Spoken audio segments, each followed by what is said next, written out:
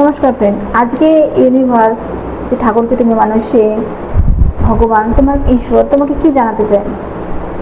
যদি তোমার কোনো জায়গায় নিজেকে মনে হচ্ছে তুমি ফেসে রয়েছো, তোমাকে সব দিক, তোমাকে এদিকে দেখতে হচ্ছে, ওদিকে দেখতে হচ্ছে, এদিকে করতে হচ্ছে, ওদিকে করতে হচ্ছে, এরকম জায়গায় যদি তুমি ফেসে রয়েছো, বুঝতে পারছো না যে তুমি কি করবে, তো যে ঠাকুরকে তুমি মানো সে তোমাকে জানাতে এটাই চাইছে যে তুমি যদি একটুখানি স্থির হয়ে বসে যদি ভাবো, তাহলে তুমি তোমার অসুবিধা, তোমার প্রবলেম থেকে তুমি বেরিয়ে আসতে পারবে। কারণ সেই ক্ষমতা তোমার কাছে আছে, কিন্তু নিজেকেই তুমি সেই জায়গাটায় ফাঁসিয়ে রেখেছো। তার জন্য তোমার নিজেকে মনে হচ্ছে তুমি ফেসে রয়েছো, কিন্তু তুমি ফেসে নেই।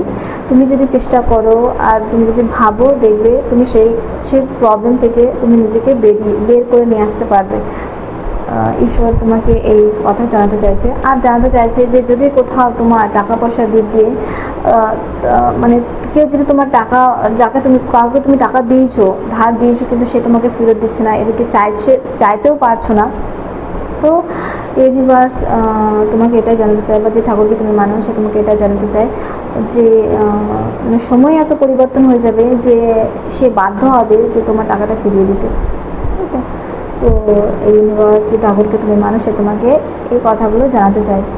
তো ঠিক আছে ফ্রেন্ড, থ্যাংক ইউ।